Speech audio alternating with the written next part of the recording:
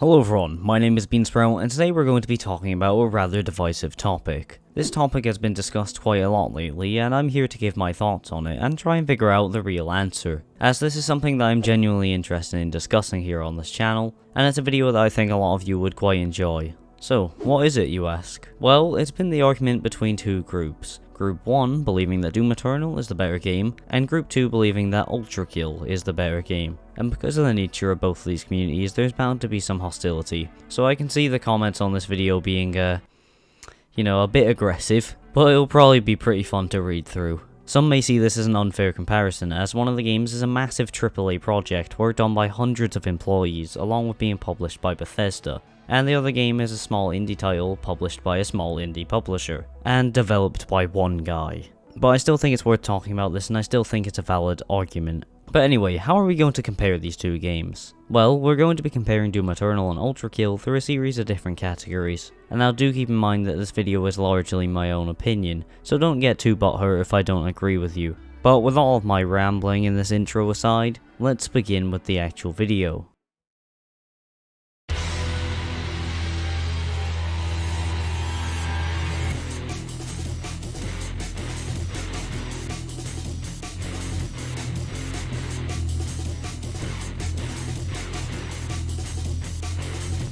So first of all, I want to talk about the music, because this is a topic I've always found very interesting in games, and while I do like the soundtrack of both Doom Eternal and ULTRAKILL, there is still the fact that I prefer one over the other.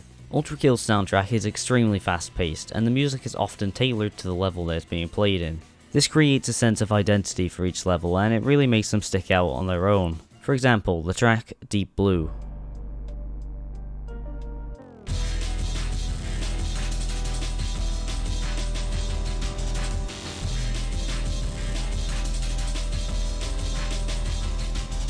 Deep Blue is used in the underwater level of Act 2, and has a slower feel compared to most of the other songs in the game, and also just feels like it's meant to be in an underwater level. It also does just fit in very well with the muffled sounds of your guns when you're under the water. But then you can compare this song to another track,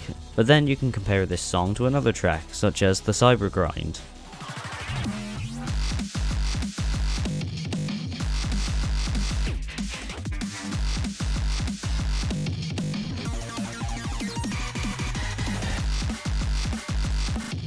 The Cyber Grind is a song that plays in the background of, well, the Cyber Grind, which is ULTRAKILL's version of a horde mode for those of you who don't already know. And the fast-paced, aggressive nature of this song fits in perfectly with the Cyber Grind itself. The Cyber Grind can sometimes be pretty difficult and forces you to make decisions on the fly, so it's only fitting that there's such a fast-paced song with this amount of fast-paced drums in it. And while I pretty much enjoy all of ULTRAKILL's soundtrack, I feel that sometimes it can lose a bit of consistency as some tracks change a decent amount in tone. Which is fine, but sometimes it just feels a bit odd playing the game. Also, I demand that the soundtrack gets put onto Spotify, as I want to add it to my workout playlist. Please, it's so good. I can only add Cyber Grind at the moment, and I want to be able to listen to the rest of it. Anyway, using that as a smooth transition, let's talk about another game that's soundtrack just so happens to not be on Spotify, due to reasons I will not go into due to it being too complicated. So, Doom as a whole series has for a while now been a group of games that have been praised greatly for their music, and it's easy to see why. And I feel that Doom Eternal and ULTRAKILL both have something in common with each other,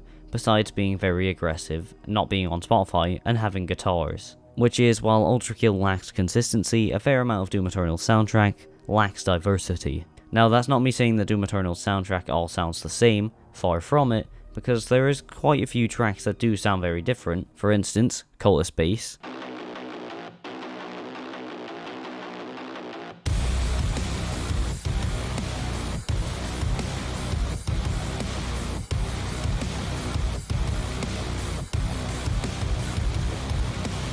Sounds nothing like Creatures of Nekravol.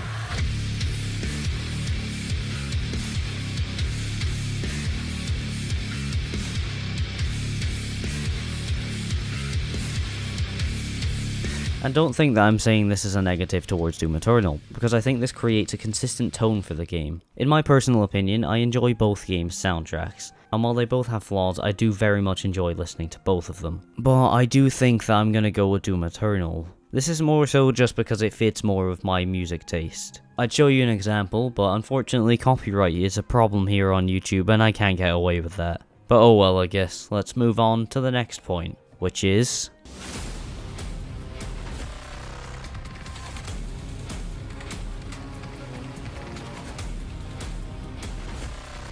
So now I want to talk to you about a little something that Doom Eternal's game director, Hugo Martin, likes to call the fun zone. Out of the fun zone. Now, for those of you who are new around this space, or just don't know what I'm talking about, the fun zone is basically a concept of a game pushing you into cool, stylish play through challenge and limitation. Jesus Christ, I'm talking like a physics teacher right now. Anyway, if we use both games as an example, Doom Eternal has a mechanic called the weak point system. This is when an enemy has a certain rather annoying weapon that you can take out with a precision weapon. Now of course you don't have to take it out with a precision weapon, as it's completely optional, but it's usually best that you do so, because the enemy is a lot less dangerous when you do this. For instance, this would be something like the Arachnotron's turret, the Mancubus's arm cannons, the Cyber Mancubus's armor, and there's also plenty of other examples, but I'm not going to list all of them, because that would take way too long. Another example of something like this in ULTRAKILL is the Sentry Gun guy. I actually don't know the name of it, but that's what I'm going to call it. This guy pushes you to swap through your abilities and weapons, as he can only be stunned / killed in certain ways.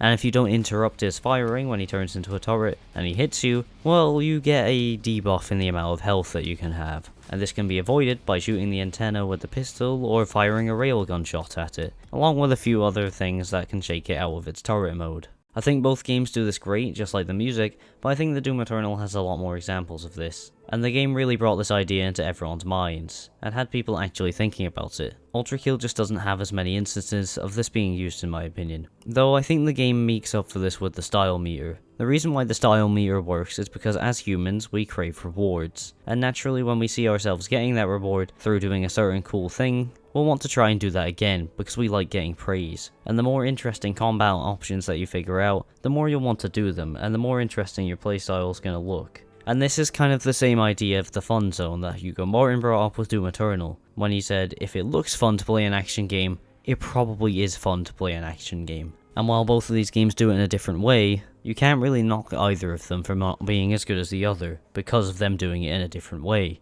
I think the fun zone itself is done better by Doom Eternal, because that's the game that it was based off of, but the general concept of the fun zone is done great by both of the games.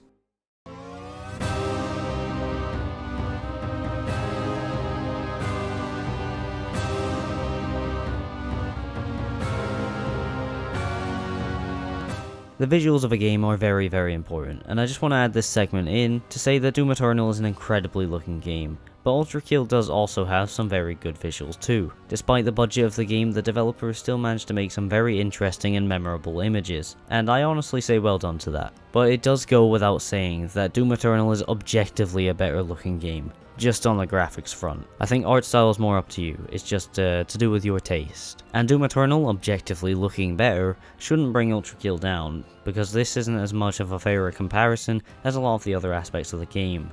I just thought I'd bring it up because it's something that I'm going to mention in the next segment. But anyway, speaking of the next segment, let's talk about something that's going to have a lot of people about to start a war.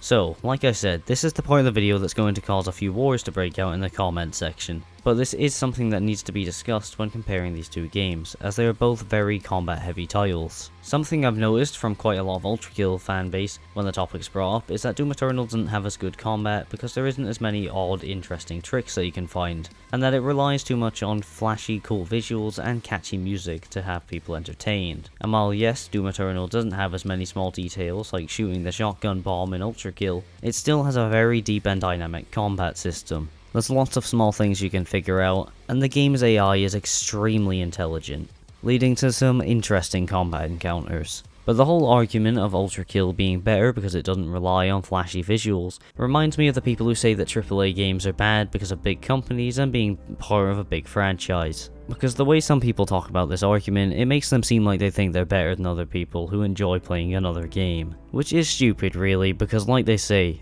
it's just a game. I do think that ULTRAKILL's combat is very interesting, and the deep complexity of it is very, very impressive, considering it was made by one guy. I think it really depends on your taste. If you like reading deeper into a game and figuring out little things about them, then both games are for you, but if you like playing games more casually, like I do, then again, both games are for you. I think Doom Eternal does a great job with its more refined, fine-tuned gameplay, but ULTRAKILL also does a really good job with its vast amount of options for what you want to do in the game. In my opinion, Doom Eternal is a better game. It has more content, it feels smoother to play, and it's all around a great package. But ULTRAKILL is also one of the best indie titles I've ever played, and it's a game that I very, very much enjoy. And that if you haven't played it already, I highly recommend you go and play it. And like I said, it depends on your personal preference whether you like one of the games over the other. But what do you think of this though? Let me know in the comments down below. And along with that, if you enjoyed this video, then I'd recommend giving it a like, and subscribing to the channel to see more videos like this. If you'd also like to support the channel further, I do have a merch store, which I'd highly recommend checking out. Oh, and I do also have a Twitter and a Discord, so both of those you can check out as well. All the links are in the description down below. But other than all that, thank you for watching, and as always, have a nice day.